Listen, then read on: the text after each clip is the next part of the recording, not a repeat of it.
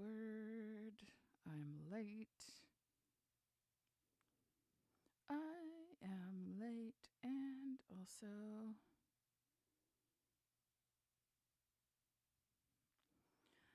this is time for the awkward sound check. Ooh. Yep, give me a moment. I'm having some tech issues.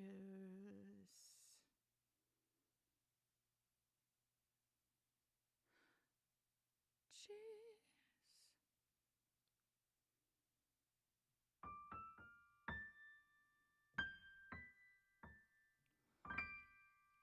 Let me know if you can hear me. I'm just figuring out a couple things on my end.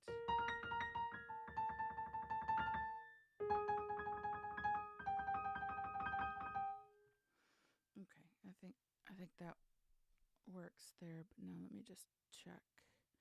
This is the awkward sound check time. La da da da da da. This is the awkward sound check time. La ba ba ba ba. Say hi in the stream if you can hear me and the piano. Check, check, check. Yeah, for some reason the mic was going real low in my system. Okay, I think we're okay.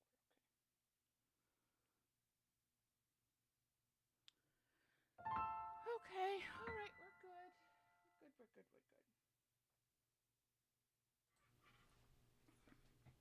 Hello.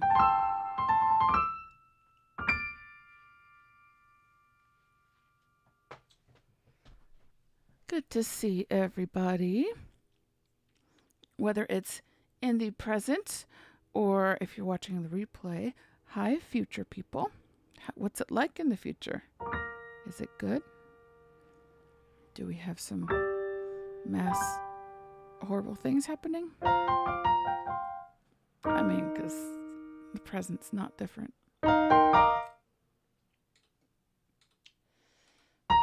Okay. Well, this will be fun.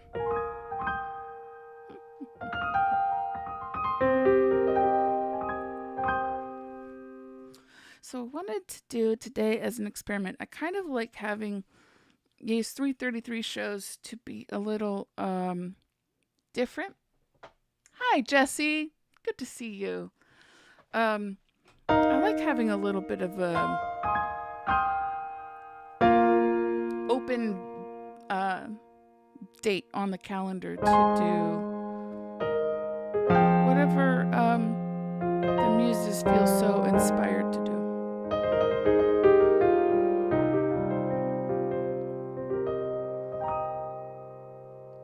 Hey, Jess. Good to see you. Just getting settled in for the 333 show, which actually ended up being more like 343, so you haven't missed anything. So I just posted a TikTok earlier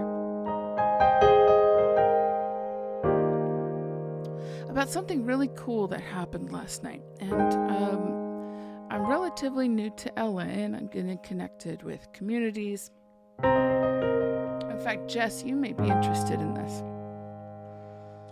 Because I have a friend that I had connected with back up in the Bay Area where I spent the last 16 years.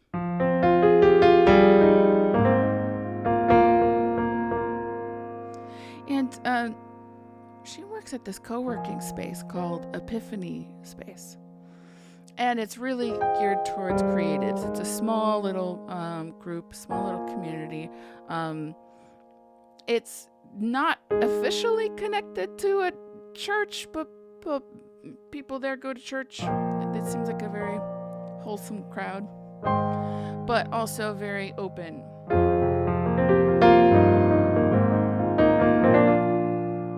So I went there and I invited my friend Marilee. There's about 10 of us, and there was a little potluck and a dinner, and it was delicious. And Courtney, my friend, she started asking around the table, did I say there's like 10 of us or so? Started asking around the table just about our creative stories and what we did to rest. It was a really good conversation. And then afterwards, because it's a potluck and an open mic, so you can share things with each other. And because this is based in Hollywood, Epiphany Spaces.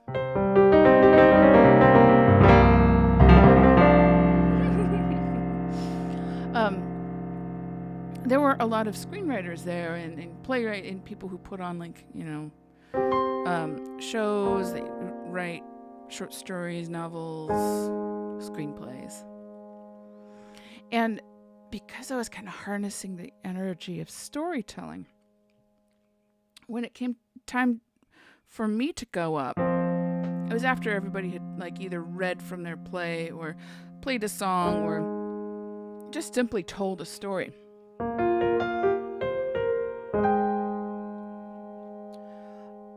I had originally wanted to just play this song. I have a song called Mathematics. It's that one. It's kind of a wild mess, and it happens to be a song that a lot of people gravitate towards that of mine. And I went up to this piano. It's this lovely grand piano, and I just had this instinct that I actually needed to tell the story behind this song called Mathematics. And in order to do that, I had to back all the way up to beginning of piano lesson world, which was this very lovely church lady. I grew up Mormon, who took it upon herself to make sure that I knew the basic hymns.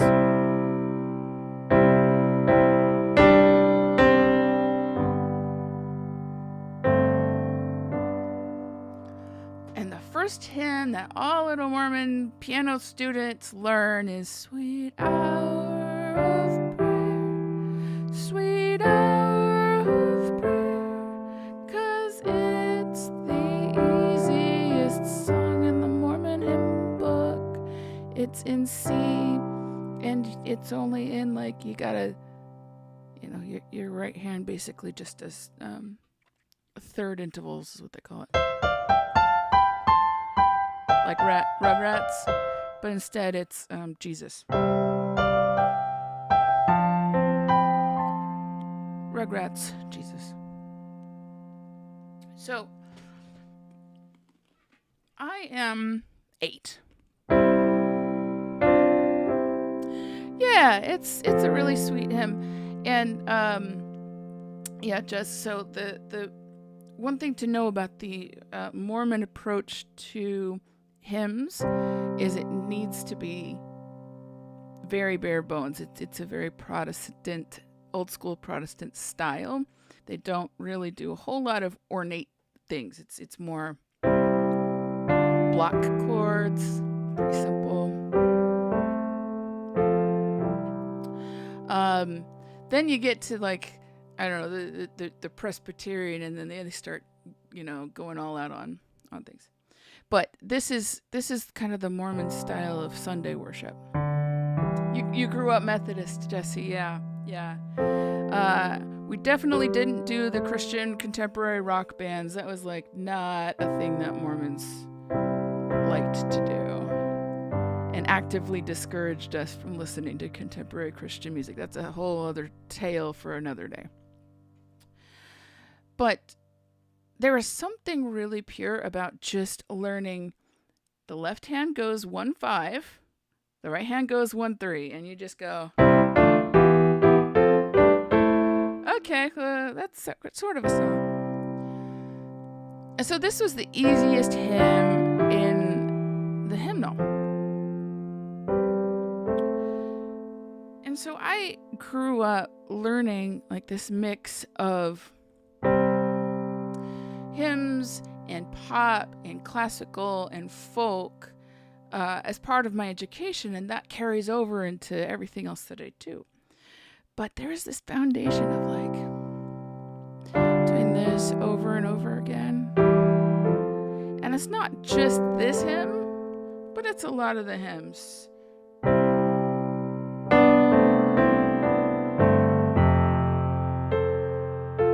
Okay, that's not a hymn, that's Swanee River, sorry. But it sounds like a hymn, except it has like real racist origins.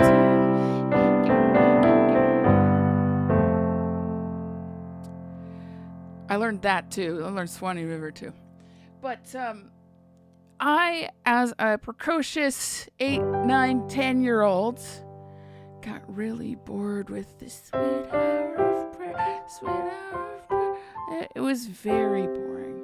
It was fundamental, foundational, and fucking boring. So when I was about 13, I quit piano lessons because I was like, nah. Jesse H., I agree with you. Anything can be a hymn if you want. There's a song that's called Everything's Sacred Now. Yeah. But I quit piano lessons because I was bored to tears. And I wouldn't practice. I just didn't want to do it.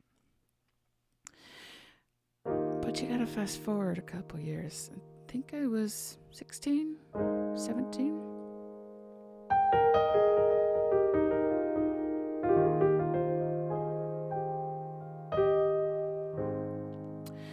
I started realizing that these little boring hymns, you can add notes to them.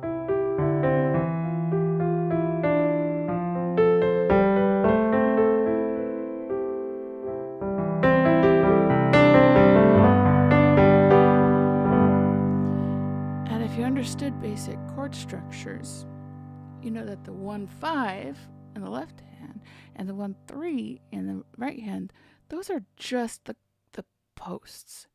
You can play a whole lot of stuff in between that fit the key and the chords. So I was still playing at church, backing up a little bit, while I was still taking piano lessons. One of the reasons that my piano teacher really wanted me to play piano is there's a tradition in the Mormon church that nobody should be paid for anything. It's all volunteer, including the musicians, which I feel some kinds of ways about that. They get 10% of every person's income. If you can't tell, I am no longer Mormon. But when I was tasked to play for the congregation, for the kids service, I would take my standard green hymnal and just kind of play out of it. I remember there was a da da da.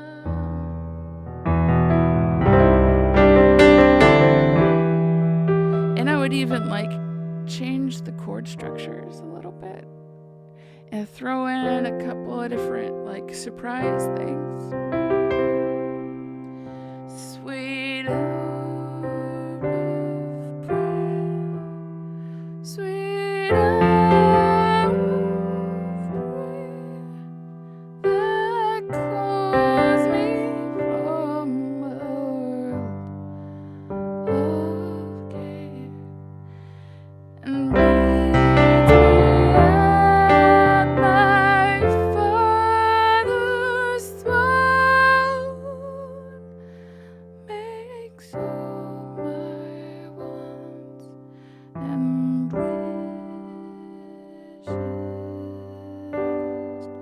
known. And believe me when I tell you, what I just played is way more ornate than what anybody else is playing in my ward, in my congregation. because most of the people who are playing the piano are also piano students, and they're kind of holding on with with white knuckles trying to get through the piece. And so somebody comes up. It was Brother Nelson. He approached me after a Sunday service, and he was like, "Was that your arrangement?" I was like, "No, that was the chords in the book. I just added notes." And he goes, "No, then that's your arrangement." And I didn't even put two and two together. I did anything. I thought I was playing it and then like fucking around, which I was. But when he said, "Did you arrange that?" Because he saw that I had just the regular old hymn up there, the hymn book up there. All of a sudden, there's something in my head that said, "Oh, I contributed." That I can take some credit for finding some of those in-between notes and like, the little clashy, like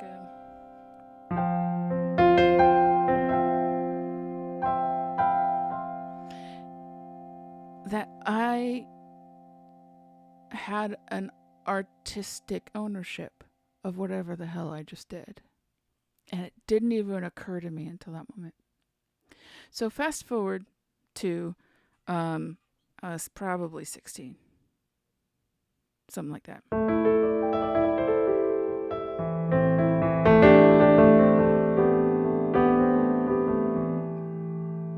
And my sister comes home with this piano book. And at that point, I had quit piano lessons, but I've kind of played here and there, especially for church. I hadn't been playing officially for like 4 or 5 years. She comes home with this piano book, and it's with this pretty red-haired lady, and she's wearing all white, and the background is all gray, and at the top it says, "Under the Pink, Tori Amos." And I'm like, what's this?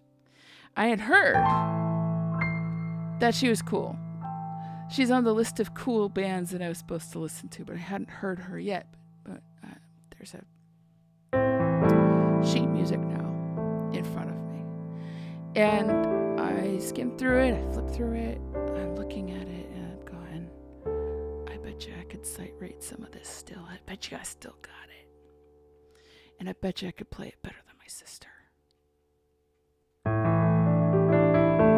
So I'm skimming through this book, this Tori Amos Under the Pink sheet music of songs I've never heard in my life before, and going, I might have been a little too cocky because this is 5 flats.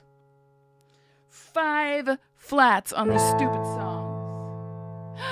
Jessie, yes, I'm going to see her Wednesday here in LA. I'm very excited.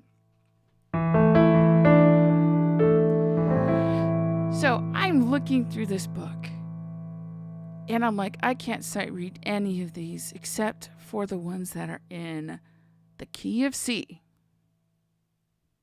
or A minor, because that's the same key signature. And I'm flipping through, and I'm like, I can't play. I don't know what this is. I don't know. And I get to the very, very last song.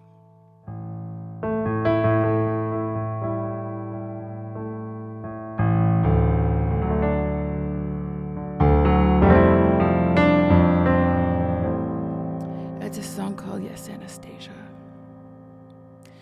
And it's in the key of C. And at first it looks deceptively simple. I'm like, oh, I know what you want. The magpies have come. I can play that. I can sight read that.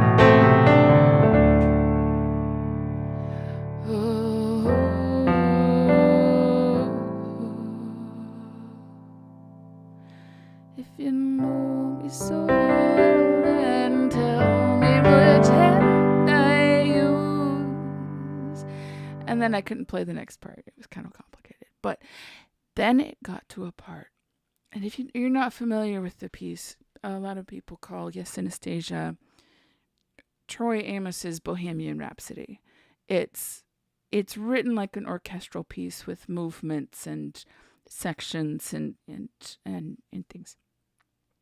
So I get to the next part, and here's the thing that blows my mind and changes my life forever.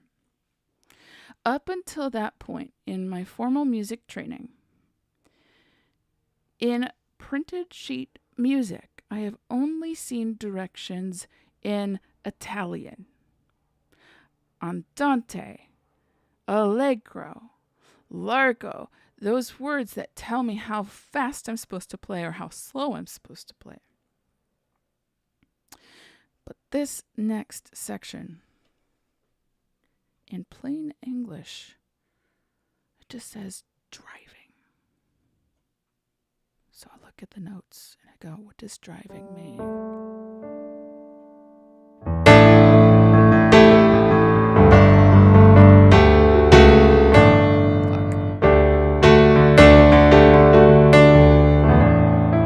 Are you hearing a cackling or is it just me? I'm just gonna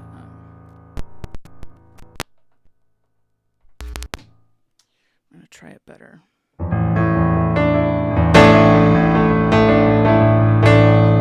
still hearing a cackling. I think I'm driving it too much. My system can't handle all the drive.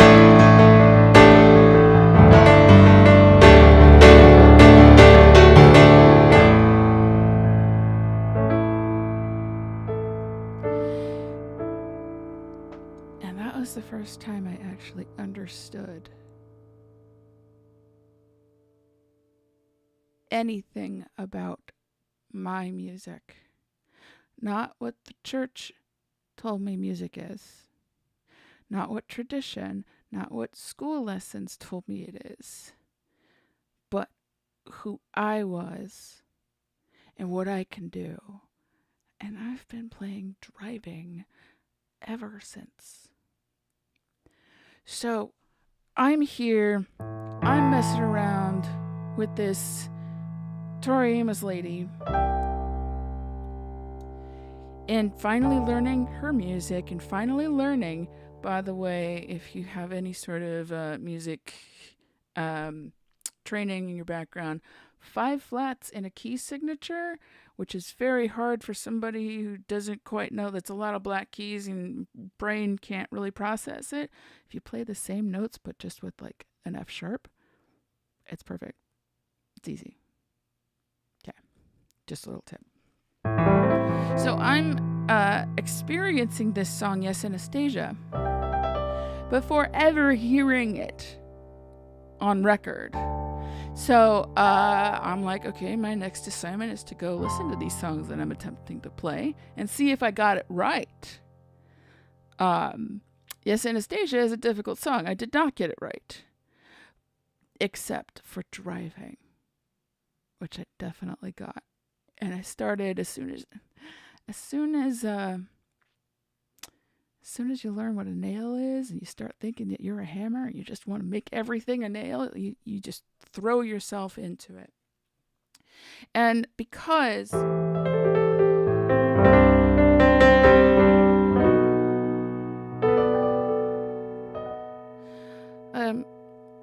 I was still Mormon at the time, it felt like my little dirty secret, because on that same album she has a song called God. And it goes, God, sometimes you just don't come through. Do you need a woman to look after you? Which is pretty sacrilegious. Except, okay, here's another throwaway secret. Mormons actually believe in a heavenly mother. They just don't like to talk about her, because Mormons are weird enough. It's very sad, actually. So when I was a Mormon, I was like, oh no, God totally comes through every time. And he does have a woman to look after her, him, them. Anyway. So I get obsessed with this chick, Tori Amos. I buy everything that's got her face on it. Everything. Including all of her albums, posters, t-shirts, and at the time it was, we didn't have Amazon at the time. This is Under the Pink was her latest album when I got connected to that album. Boys for Bailey hadn't come out yet.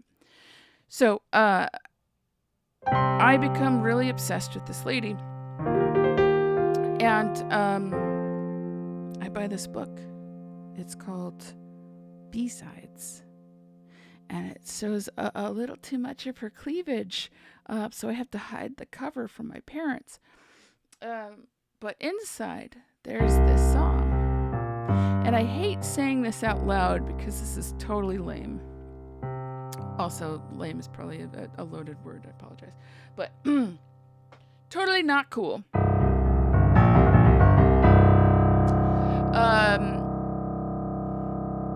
There's a couple of songs in there.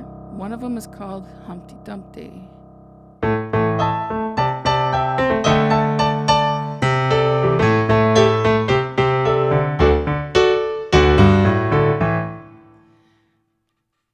The reason this is not cool is because that's how I learned the blues.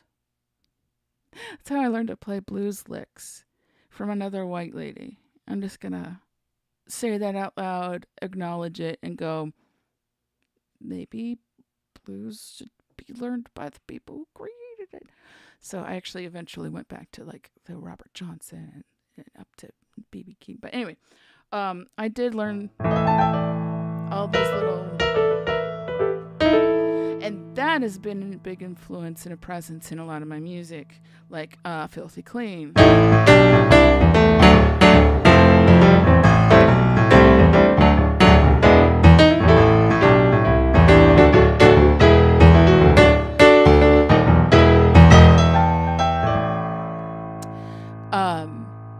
And that one's up on Spotify.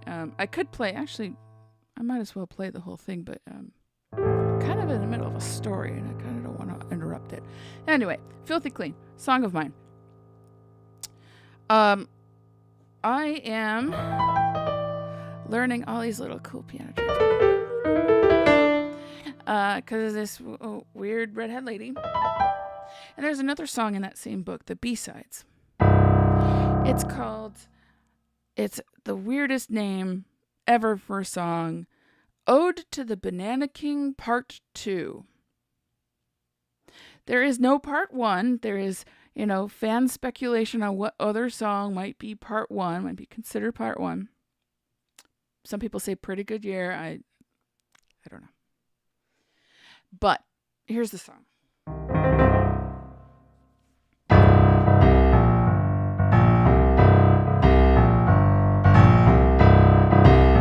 Very tribal.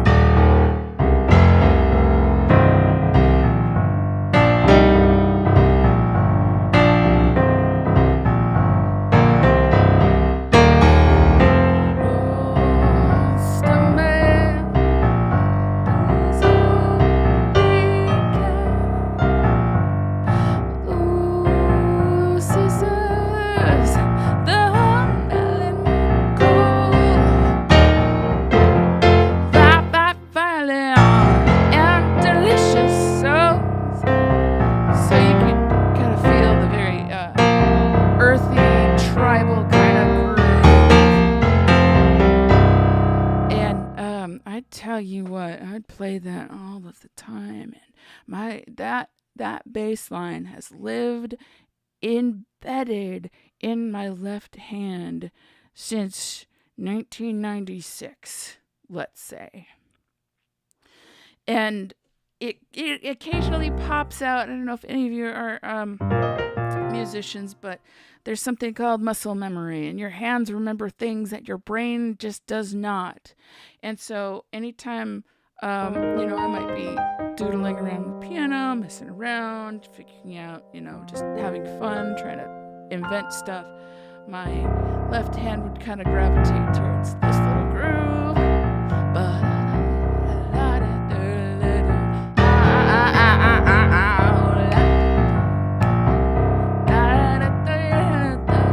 And I would start making up things around this little groove, just like how I used to make up little things around the hymns.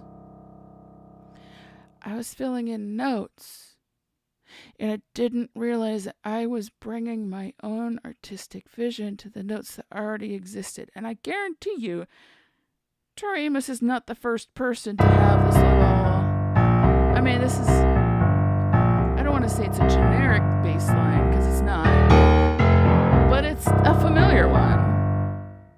If you change the rhythm around, it's very, R&B, like 50s. You can see what I mean.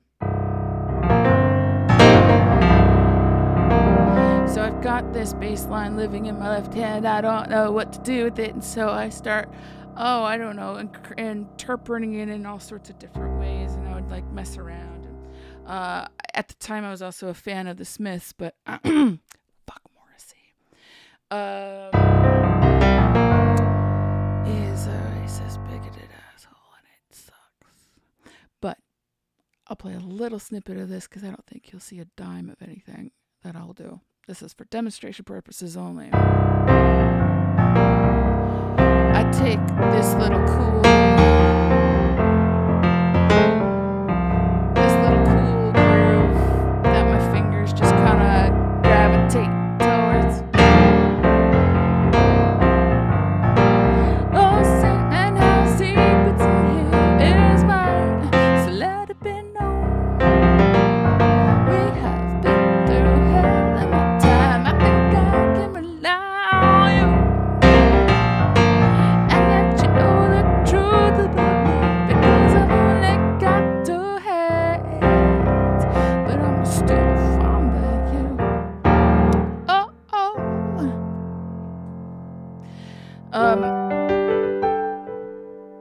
So I've got this Smith song in my fingers now that I have liberally reinterpreted, rearranged, as Brother Nelson would have labeled it.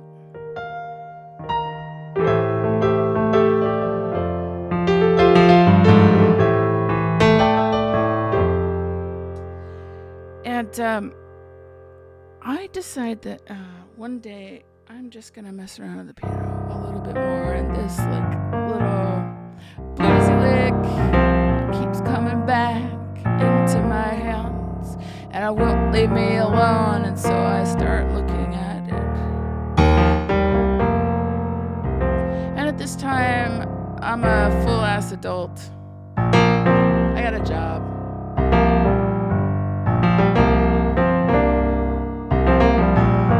And I'm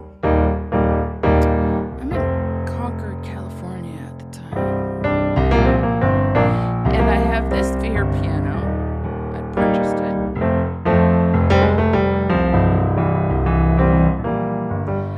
And I'm just giving my fingers a little bit of an exercise because I don't want to think about work anymore. And so I'm just like... At that point, I've been a tech geek for some fancy pants news outlets. I was in journalism for a while. Then I was a marketing consultant, helping people with social media, websites, all that stuff. So I've been a tech geek for as long as I have known how to operate tech. I've been a geek. And at the time that my fingers were doing this little... I was trying to really expand my skill set into songwriting and owning the fact that when I am doing sweet of prayer, sweet of prayer, I'm still songwriting a little bit. Get into the legal definitions now, but I'm still owning a part of my artistry, and I'm figuring out that part of my artistry as I'm writing these songs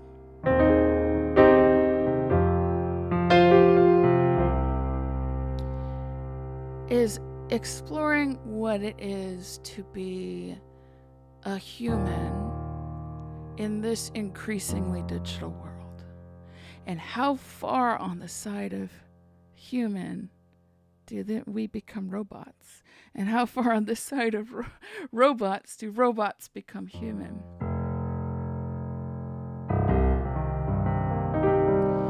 So I'm taking this template deeply embedded. I don't think I'm doing it consciously. This hymn template. And then I've got this Tori Amos template. And I realize something, especially as my hand is doing that.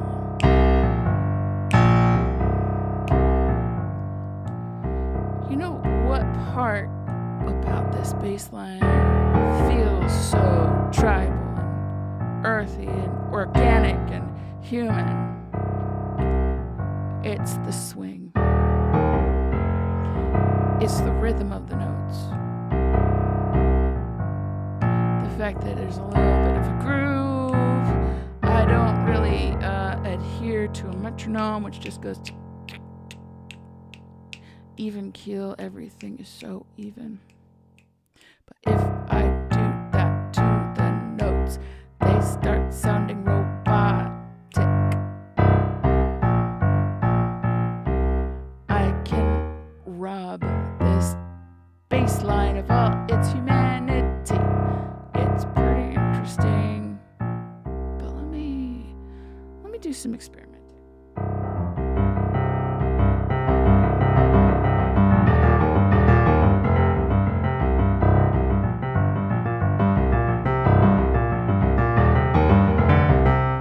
I'm trying to make this thing sound as robotic as possibly can. And I stumble on this little shape that my hands just kind of want to play around with.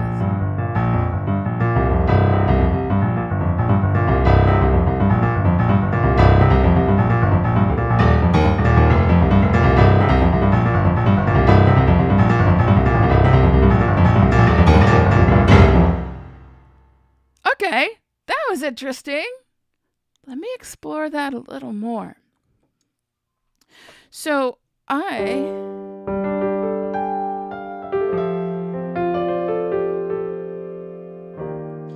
start piecing this song together. And when I'm thinking about what kind of lyrics I want to add to this song, I think back to those hymns. And I'm like, there's more between the notes of just Sweet Hour of Prayer, isn't there? There's more to spirituality and even religion with all of its rules and regulations. That's in between just the simple calls to prayer. That's in between the words that are in the scriptures. There's more to it. And you could definitely simplify it. So I'm kind of thinking about that as my hands are just kind of...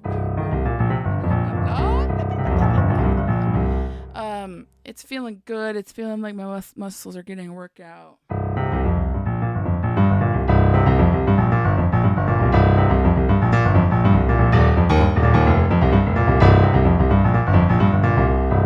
I challenge myself to see how fast I can go.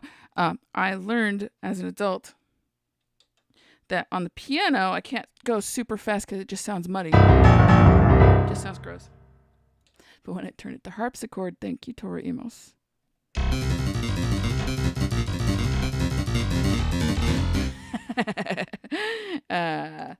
Yeah, I don't know. I don't think I would go that fast. Just because I can doesn't mean I should. And I also would argue I don't think I can either. So I'm thinking about, okay, what is it that I want to say? What is it about that in between? What is it that how can I sum up my beliefs, no matter if I believe in a God or not? because I'm a part-time agnostic. What's the other half? I don't know. Some days I'm theist, some days I'm atheist, some days I'm pantheist, some days I'm Christian, some days I'm Buddha. I don't fucking know. But I definitely know I'm a part-time agnostic.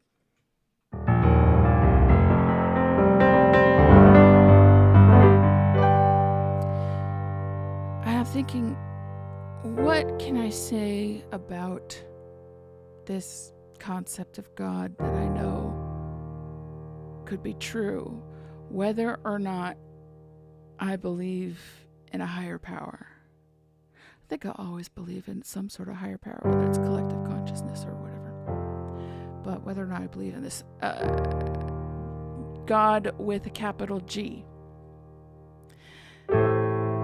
And some of you astute Toriumus nerds will know that Under the Pink was originally going to be called God with a capital G. I'm feeling very sick and ill tonight.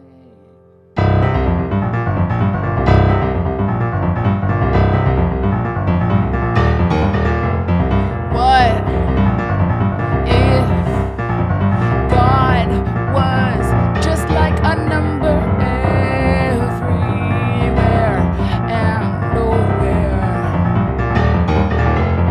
And I am the X in the equation I solve for Y.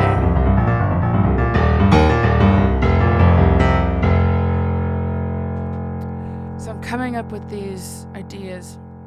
And to be honest, I don't feel like I'm coming up with these ideas. I feel like they've been floating around in my head ever since I left the Mormon Church. About what if God was actually much more simple than whatever the hell Mormon Church thinks God is. And much more complex at the same time. Something like math. Where I can see the number 2 everywhere. There's 1, 2. I see 2 comments. I see, I don't know, 1, 2 pieces of gum on my desk. I can see the number 2 everywhere. But it doesn't live anywhere either. I was just watching, kind of an aside, but not really. I was just watching the New Kids in the Hall season. You could tell I'm a 90s geek. I'm sorry, but I'm not sorry. The New Kids in the Hall season where the head crusher is holding a building hostage, the Toronto CN Tower. He's holding it hostage, and one of his demands is that he meets the letter H. And that's like the number 2. You can see it everywhere. You can see the letter H everywhere. There's one, yeah. In HTTP. But it doesn't live in any one space. And so what if God was like a number everywhere but nowhere? And I am the X in the equation. I solve for Y. So what if God is just basically a whole series of mathematical functions and mathematical equations? And it's my responsibility to engage with it. It's my responsibility to understand how I fit into the equation because I already am in it. And so if I explore the Y, if I put in different variables, what if I do this here? What does the equation spit out? What does the function spit out if you're a computer programmer? If I eat Cheerios for breakfast versus an egg and cheese sandwich for breakfast, what does the equation spit out? I don't know. Probably not a significant difference, unless you have like celiac disease or something like that. Then that's a significant difference. Or if I'm eating Cheerios because I'm a baby versus an egg and cheese sandwich, and that doesn't quite you know, I don't know. You know what I mean? But then I can start seeing, what if this is all one big equation and it's up to me to put in the variables that I come across that I want to explore? What if I want to be a digital marketer for the rest of my life? What if I want to be a songwriter full time? What if I want to be a graphic designer? What if I want to go hijack a bus to Venezuela for shits and giggles? I get to interact and push and pull with this equation that we all find ourselves in. If I do this, then this happens. This like series of consequences that's connected to everybody and everything. I'm gonna back up a little bit because right now I sound like I'm high. I'm not. In fact, I am dehydrated. I gotta get some tea at some point. But it's this concept that I want to explore this because this is definitely like, how did you go from church hymns like Sweet Hour of Prayer to whatever the hell this thing is? Well, it's easy. I just stayed true to myself. I used the template. I used the equation, the variables that I've been given, and I kind of just juggle them around, and that's it. So here I am making this song, and one thing that makes me laugh every time is that when I play this and I ask somebody like directly, what does this remind you of? Is there another artist who does things similar like this? And invariably people are like, I can't think of any. It just sounds like Little Spiral. And they don't know about Sweet Hour of Prayer, and they don't know about Yes Anastasia, and they don't know about Ode to the Banana King Part 2, and they don't know about that fucking Morrissey song that just doesn't sound anything like it anyway, so I don't have to mention it.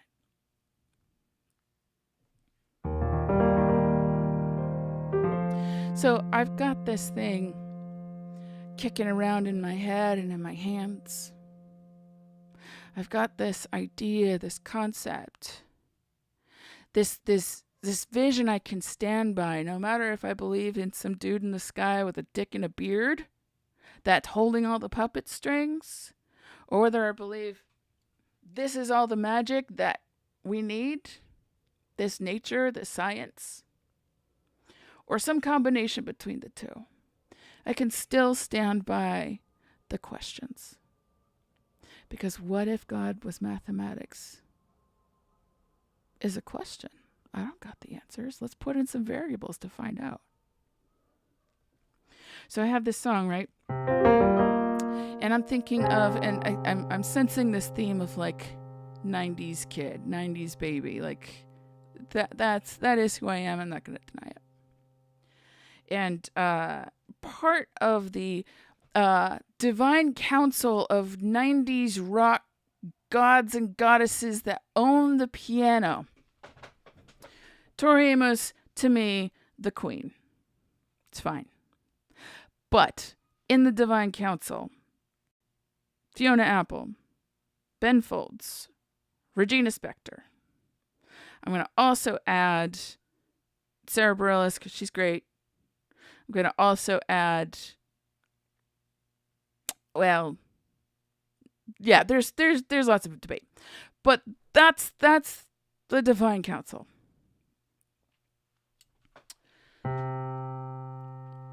So, at some point, I had skipped over Ben Folds. I skipped straight over him, maybe because I was like in the need of feminine energy. And I knew some of his songs. I mean, Brick was okay, but I really liked Song for the Dumped at the time, which is kind of a misogynist. We'll not talk about Song for the Dump, but it is funny.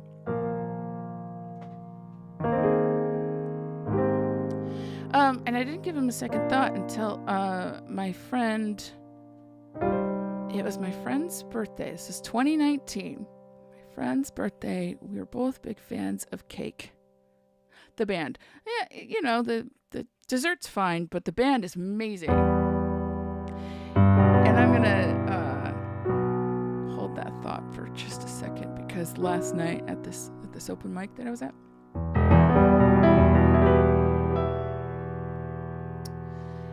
I busted out a little bit of I need your arms around me, I need to feel your touch. I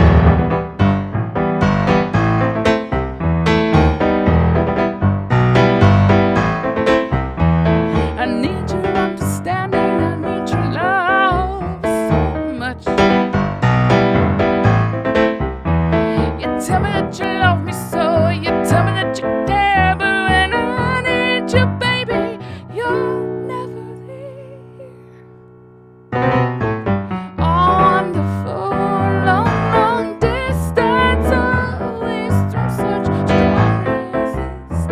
Must you say you're too busy? I wonder if you even miss me.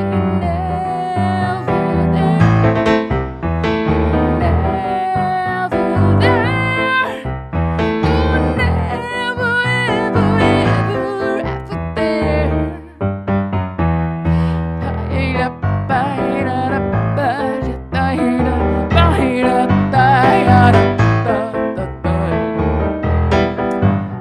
Yeah, so this is Cake, one of Cake's big hits.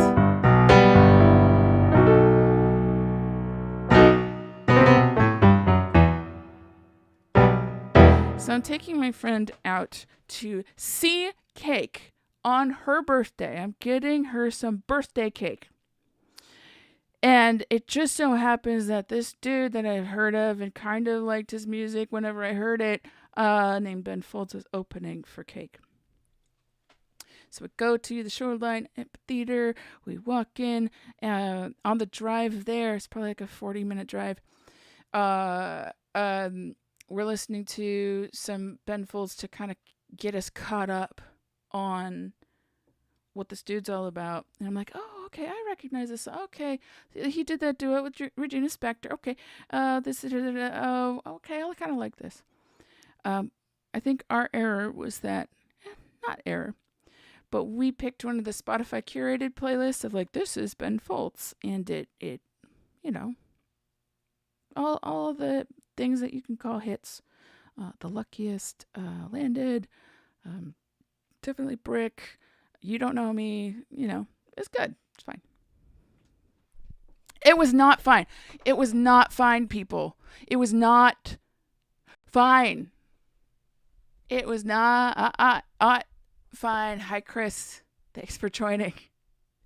Yeah, I'm in the middle of some storytelling. I'm telling about the time that I first really deeply encountered the work of Ben Folds. And it was September 2019. I was taking my friend out for birthday cake. It was a concert with the band Cake, and Ben Folds was opening. And I was not prepared. And all of this time, since 2014, when I started my songwriting, whatever this is, since then, I had been trying to do what Ben Folds just did that night and for 25 years before that night. And I was like, where the hell have I been? So he has a stage presence that connects way more than just listening to it in your iPod. So he was doing songs I couldn't even possibly recreate on the piano, but he did do the only one I can confidently do is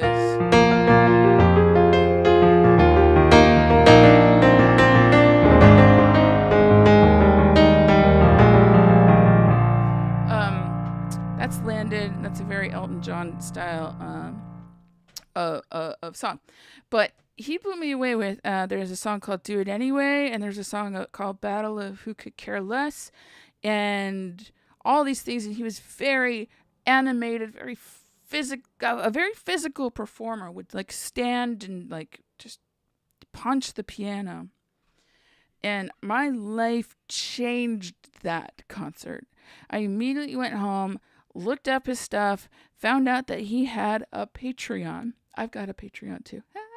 But I found out that he had a Patreon, and that in his Patreon, he was doing this thing where lyricists could submit their lyrics and he would put music to it.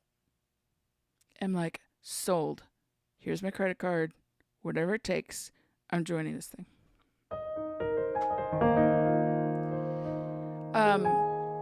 So that was just September 2019.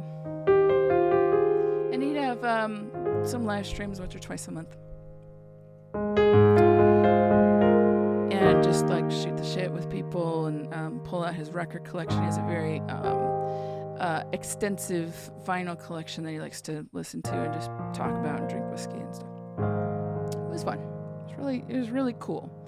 And then he had a couple of sessions where he would bring in an overhead camera, an overhead camera, and would show us how to play his damn songs. And it just blew my mind. Blew it out of the water. So I learned to kind of live for these things. And then one of his last streams where he was taking people's lyrics and putting music to them.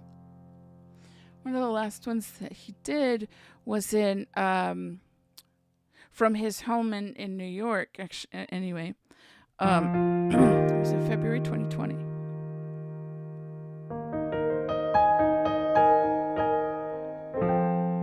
I'm a Sagittarius. I'm a Sagicorn. I don't know any other signs. I don't take a whole lot of stock in them. So I've already submitted some lyrics to the Q, and he said, okay, well, this is the last in the pile before I go on tour for 3 months, and then when I come back, I'll be back and get back to the pile. And I was like, he didn't get to my song. I was like, okay, I guess I'll have to wait 3 months. And then the pandemic hit. And then he was stranded in Australia. And eventually never saw his home again in New York. He sold his house and never saw his house again. That's really shitty. So there he is. He's stranded in Australia. He's never had time off in his freaking life. He's always been touring. He has no other thing to do but hang out online with the sad saps, with the sad bastards.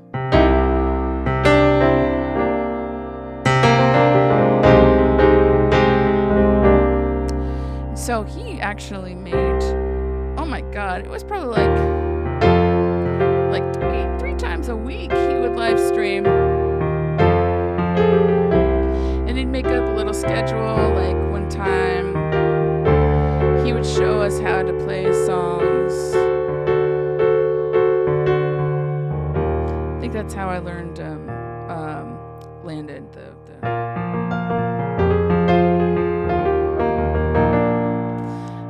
that's a really fun lick to play. So it shows that, but then he also folded in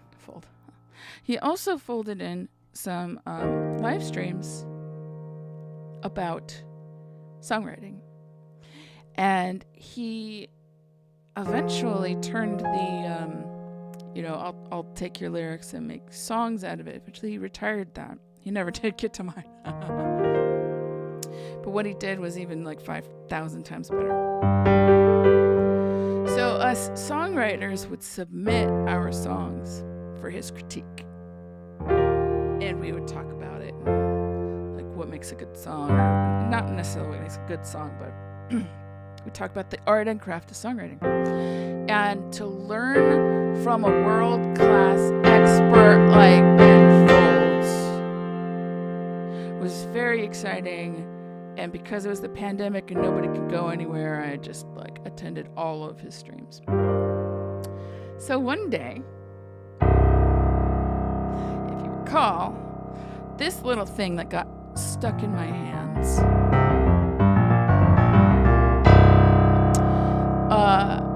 I decided to put down a demo.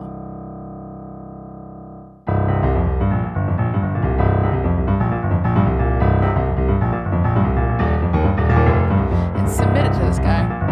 Because I knew of anybody on earth, this guy probably would appreciate it. And so I put it together. And let me tell you, you can find this on my TikTok. It's actually a pinned post on my TikTok. When he first heard this song, his jaw dropped. And I have that moment, like I have that replay. And that's also when my life changed. When after he was listening to this, first off, right after he listened to it, he attempted to play it and was not far off, which is nuts to me. Nuts. So let me progress through. Let me show you at least the first half of what he heard, what I sent in. So I'm just gonna play the song for a little bit. What if God was just like a number everywhere and nowhere? And I am the X in the equation I solve for Y. Can I do something about a problem I can't figure out? How about I leave it to my calculator creator?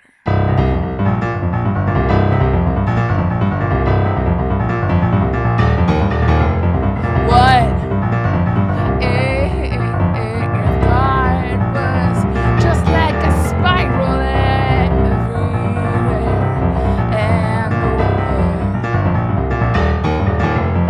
Layer on layer, accidental meaning man distilled into next thing I'm gonna do is follow that function through out to the atoms and into infinity.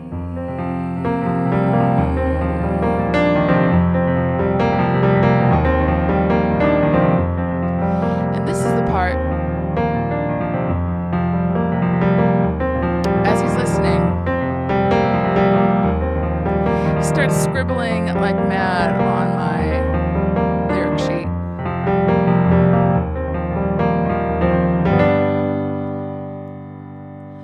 He's like, I really love that you have sweetness here, because so far in the song you've been punching everybody in the face.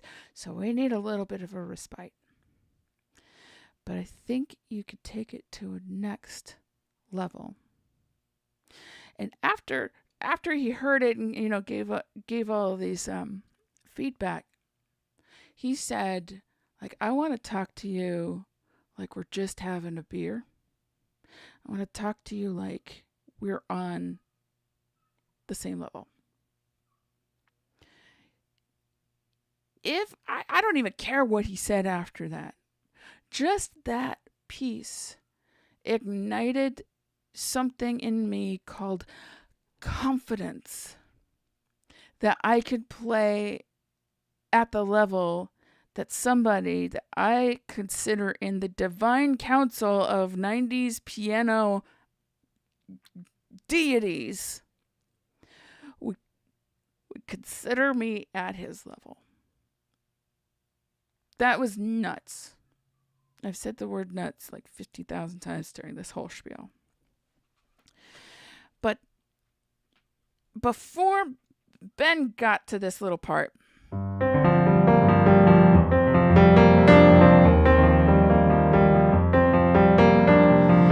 kind of went back to this.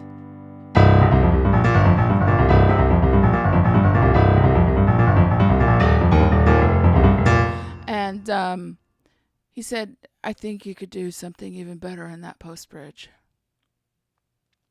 And he went into some detail, and I don't remember all the details. I definitely have it recorded and written and analyzed the hell out of everything that he said at one point, but now I'm not going to, because the song is done. And it's coming out in fall, by the way, to Spotify. I'm very excited. But before, after the little softness, I would just go back to the blah, blah, blah, blah. After his comments and after I processed and analyzed and reworked, and I probably spent like 3 days straight doing nothing but working on this song, like from morning to night. This is how I took it to another level.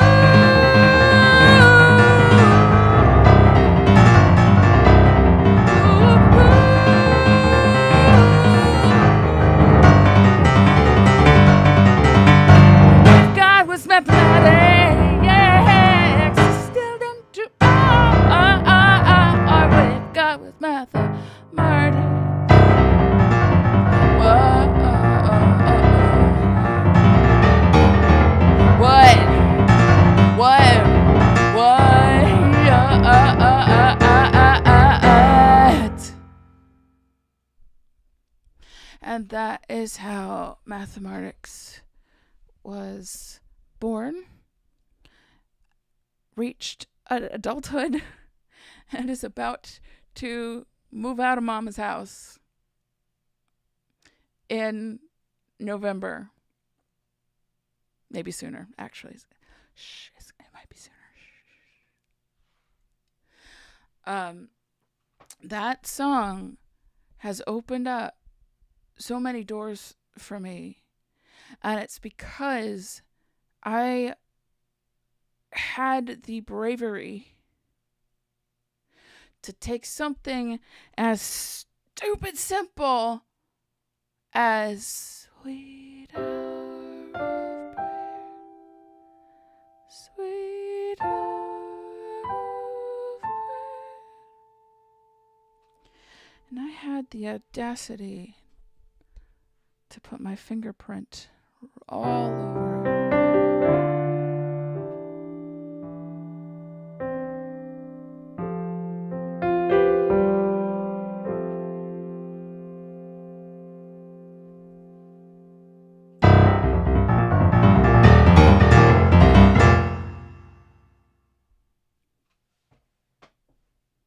That's it. Oh, I can hear that bass line on a slap funk rock, yet done halftime. Boom, boom. Nice. That's great. Yeah, so I worked with a producer on it. It's coming out. We're very excited about it. I can't wait for the world to hear the fully produced version. Before that, though, we will be releasing it on the live album. So the live Concerts for Introverts live album is actually going to be available to Patreon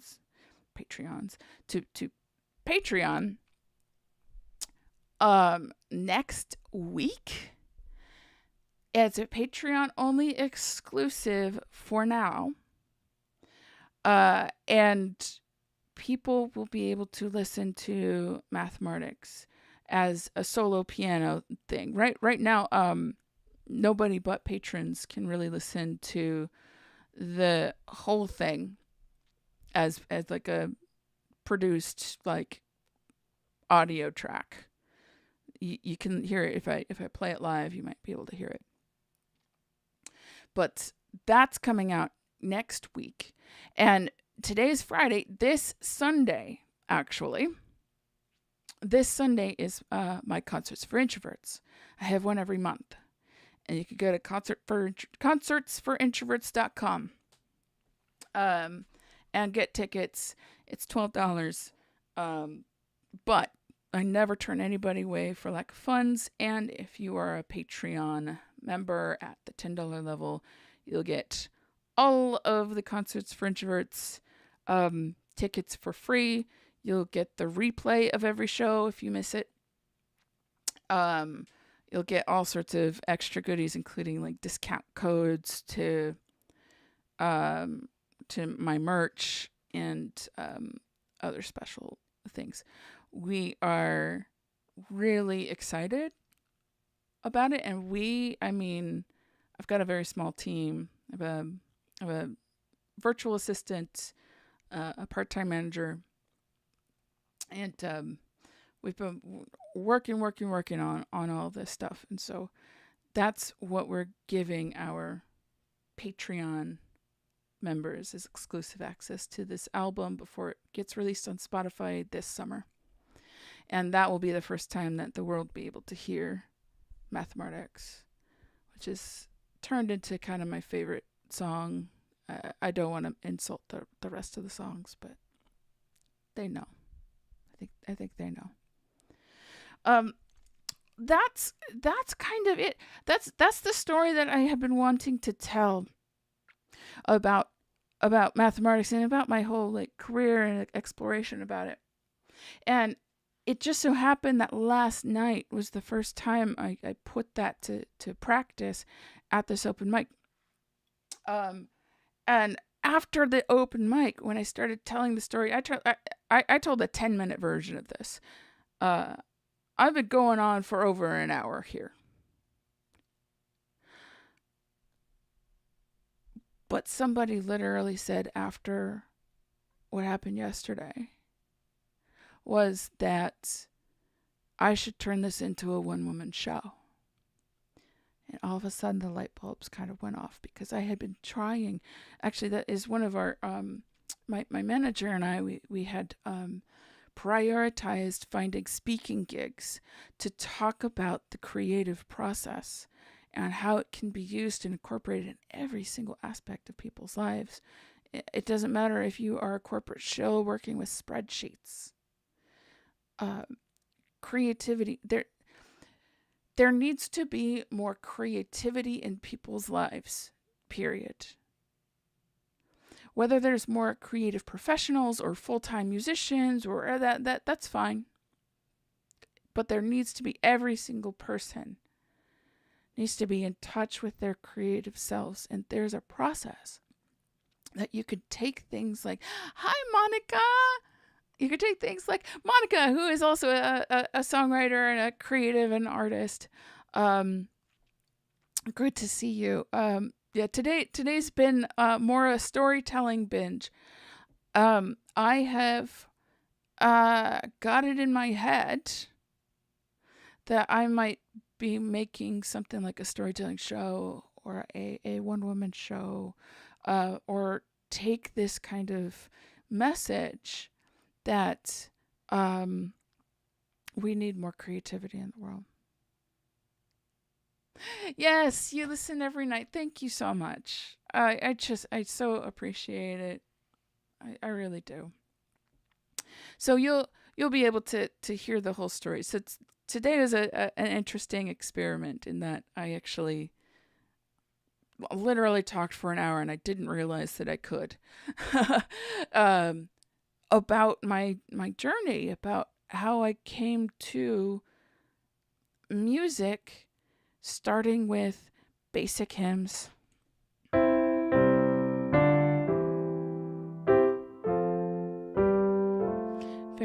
basic, simple Mormon hymns.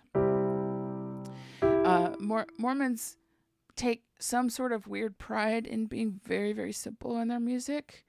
They just don't know gospel. But I say that with love, because I'm former Mormon, I could say things like that. But because it started simple and I got bored with it, that left me openings to just start filling in. Yeah.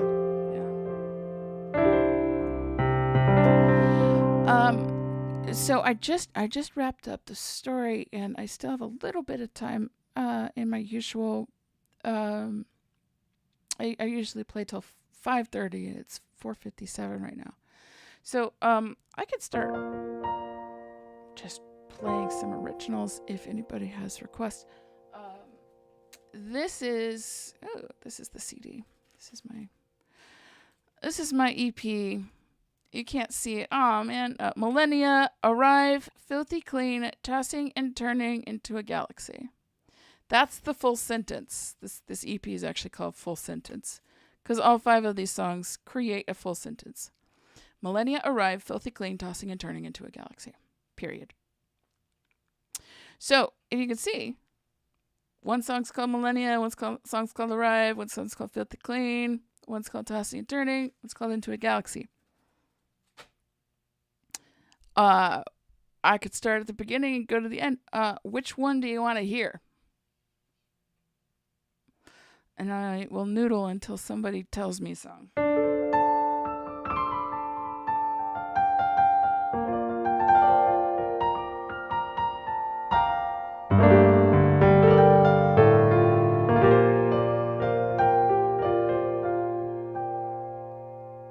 Tossing and turning. Thank you. All right, here we go.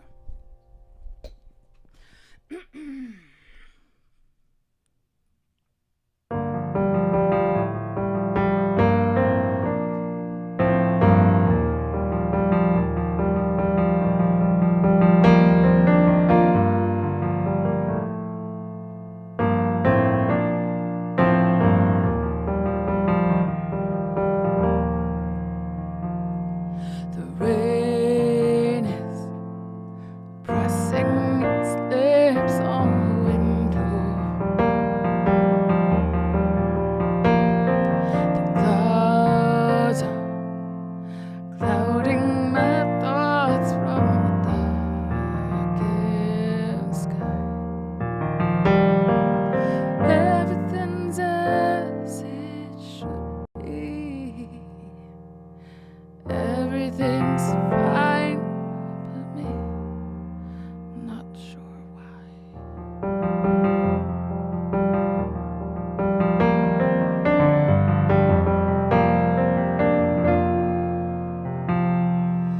Tossing and turning helps nobody down here. Tell that to Mother Nature's forces of natural law. If only the law. If only the law.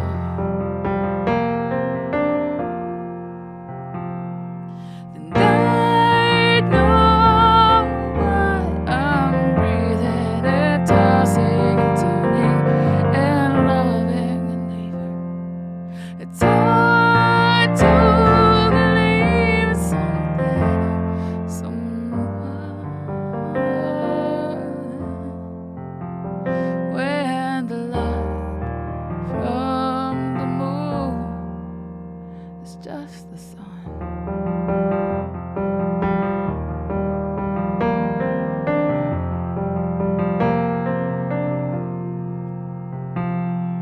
The dawn is floating its flags out my window, and no one slips by like a thief in the night.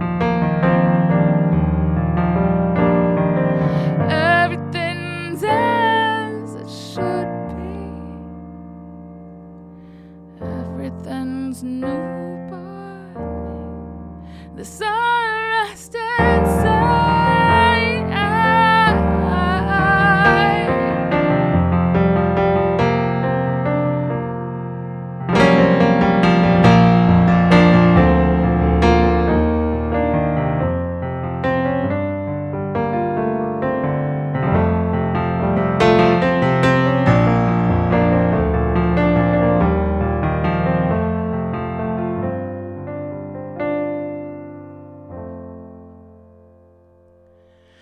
Daylight closes its grip on my coastline. The sun sets and colors the sky with purples. Oh, invisible forces. If I knew how I heal, then I know I'm breathing, tossing, turning, loving, leaving. It's hard to believe in something or someone when the light from the moon, the light from the moon is just the sun.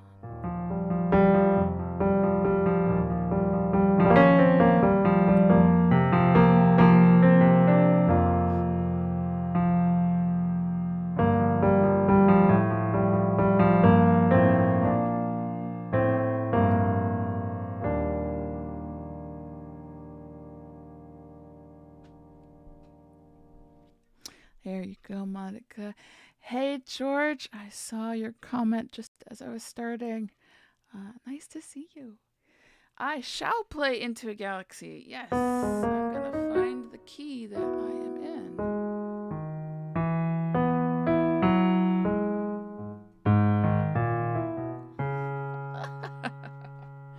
I know the key to my own song. I know how my own songs go because I'm a professional. Chris Roberts, thank you so much. I forgot to mention last week right before one of my live streams, right before the live stream with me and LJ, Laureen, we've been co-producing a song. It's been so much fun. We're going to take next Monday off and then come back to it. But before that live stream, I broke my damper pedal. Yay! So I've been functioning this entire time with kind of a sideways replacer damper pedal. It's fine. Everything is fine. I didn't have to announce that I'm jury-rigging my own piano, but I thought that I would give you a little bit of fodder that, like, Poe Buddy's nerfect. And Monica still says perfectly done. Thank you. I love that. Thank you.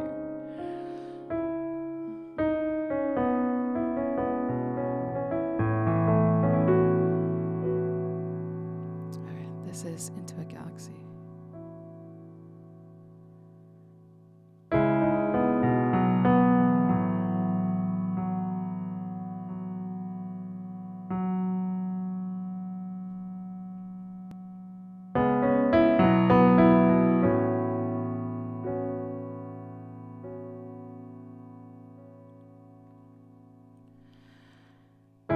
Double helix, the way our bodies entwine.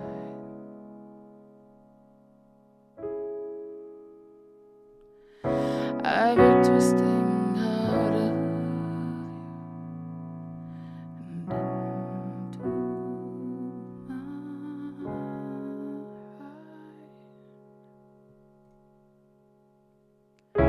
Little spiral, what are you telling me?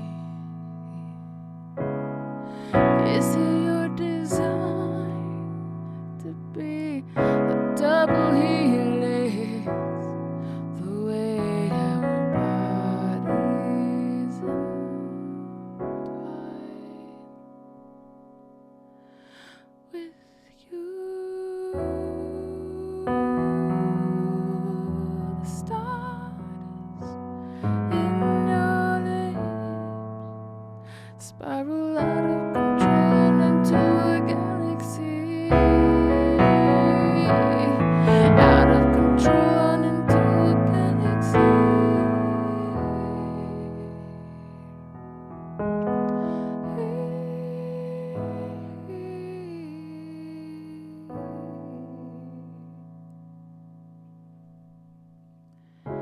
emerging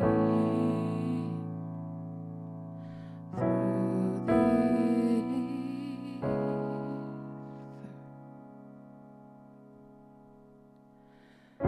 trembling in between the heavenly bodies.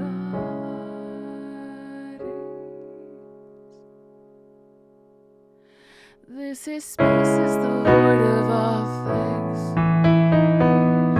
Why do I feel it's so full with you?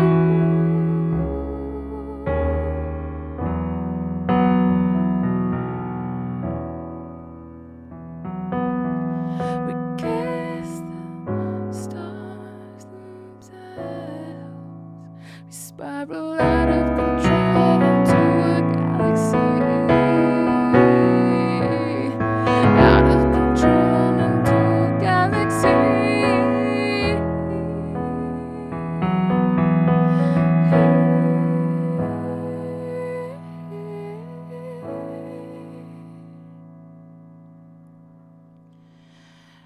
Whose lips are yours? Whose lips are mine? Whose lips are yours? Whose lips are yours? Whose lips are mine?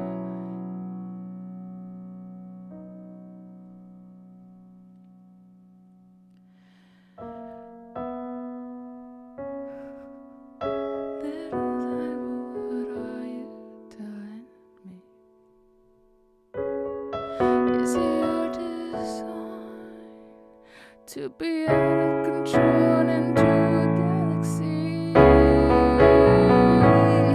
Out of control into a galaxy.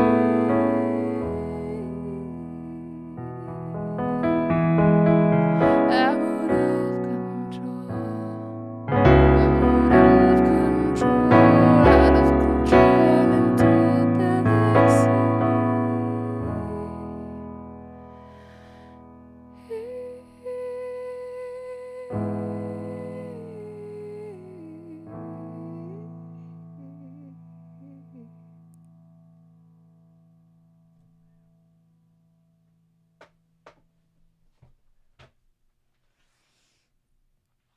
All right. Thank you for that request. I always hear like the cello, and then I wish I could bring like a live cello to my concerts. Thank you, Chris. I know it says wash hands, but I know that means clap. So Sunday is Concerts for Introverts. I am going to be drawing the winner of the contest. If you don't know that I'm doing a swag giveaway, giving away poetry books, giving away socks, giving away blankets. Ah! It's got my lyrics all over them. All of this is like the introvert care package. And I'm giving free swag away. All I gotta do is enter the contest. And it should be right on the front page at littlespiral.com. You should not be able to miss it. Like, if you don't see it immediately, keep scrolling and it should be right there. But it is a swag giveaway. I'm also sweetening the deal a little bit with a gift card, a Visa gift card. So $40. You can put whatever you want on it. And you could choose up to 3 items. So whether it's a poetry book or a blanket, or I also have a journal. I have a bunch of cool little things that I just wanted to give away to fans, because it's going to be pretty much a banner year for Little Spiral. I'm coming out with the EP in fall. And then I have the live album, which is coming out exclusive to patrons, like in days. I haven't announced it yet, but I kind of have announced it. I was going to announce it at the Concerts for Introverts on Sunday. But basically, it's coming up. I could do like one more song, and then to be honest, it's been kind of hot and muggy, which is why I'm in a little cameo here. Showing a little more shoulder. But I kind of need to turn on the air conditioner in a second, and the air conditioner is very loud, and so I'd have to like end the stream. So I do want to do a bit of taking care of what I need to, taking care of myself, but I want to at least leave you with one more song. Which song should it be? Oh, okay. I'm gonna leave you with "What Would Love Do Now," because this morning I had a great call with a music industry professional who shall not be named yet, but yeah, she wanted me to collect the songs that I had to pitch to artists, because I write for myself, but I also write for other artists. And honestly, this one I would love to give to the right artist, because I hear it and we've produced it. It's kind of an indie folk kind of woo, woo, woo, and I'm not really that indie folk of an artist. So I was just going through my catalog and cherry picking some songs that I really would love.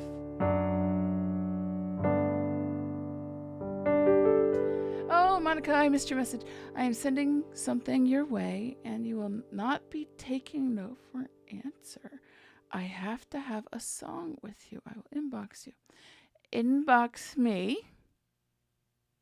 Now, Monica, you have been a stalwart, faithful, like even way back when.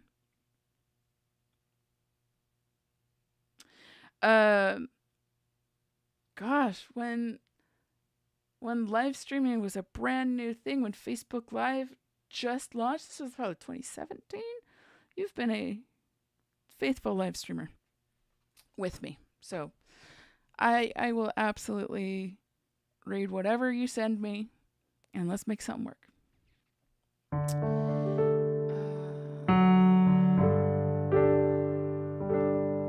So this is a song that I'm getting ready to pitch to. I just think that sound-wise, style-wise, there's some indie folk bands out there I have in mind that I think could cut this song, and it would be great.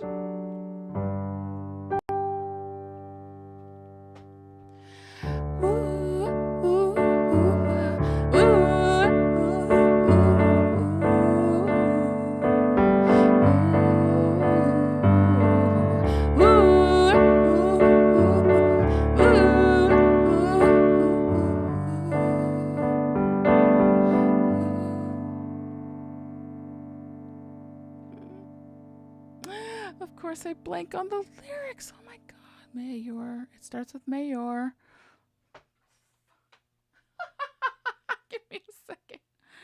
Mayor. Nope, that's the second verse, Suzanne. Brain.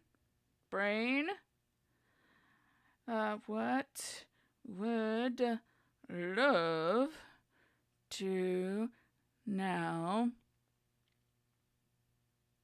It's pulling it up. Yay! May you feel all your feelings. Let's do that again.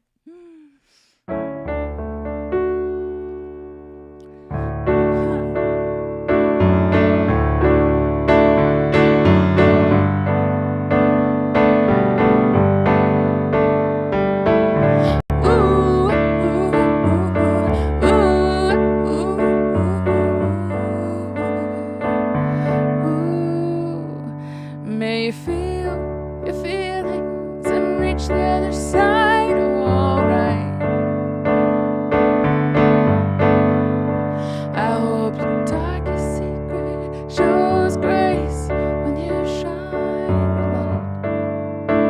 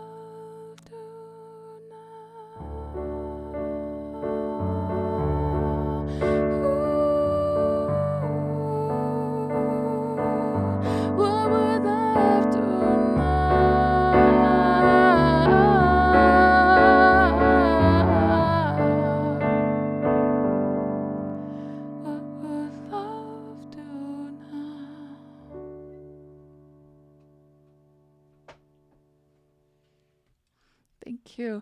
Yes, Chris, yeah, don't worry about it. You're not the first person. It should look like hands clapping, and then YouTube particularly translates to washing hands, which is stupid. All right. Well, thanks so much for hanging out with me and letting me experiment a little bit with formats. And, um, I might do the storytelling thing a couple more times sporadically just to refine the story arc and to make it a little more of a punch, like even like a 3-part act kind of thing with the conflict and resolution, all that. But just being able to speak it and perform it and just talk to you about how I came up with it's like my origin story. And I am hoping that other people will find creative inspiration in that and could see the parallels in their own life, how they're taking a template and building off of it, and that is legit. So, thanks for hanging out and being game. So next Monday, so I hope to see you all Sunday. That's gonna be 2 p.m. Pacific. It's a Zoom call, so we get to see each other's face if we so choose.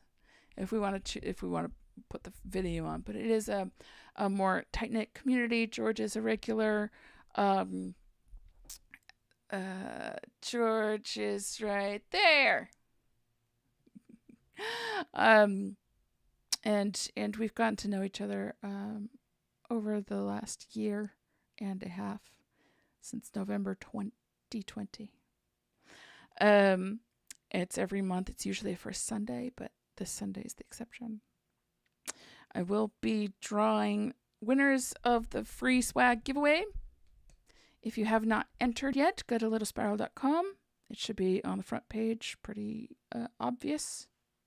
Kind of big. And next Monday, I won't be doing my regular Monday co-producing with Lorene, because we're giving ourselves a couple of weeks to kind of work on it on our own, because we're in the this is tedious and probably not very entertaining to people phase of producing a song. But it'd be interesting to somebody. I still have not decided whether or not I will still have a live stream anyway. But look out for that. I definitely will be here next Friday. And I definitely will be at the Concerts for Introverts this Sunday in 2 days, 2 p.m. Pacific. I'd love to see every single one of you there. If funds are an issue, talk to me, DM me. I can hook you up. It's my show. I can do what I want. Okay, love to you all. Thank you all for engaging with this weird art thing that I do, and I hope your days are filled with creativity. All right, take care. Bye.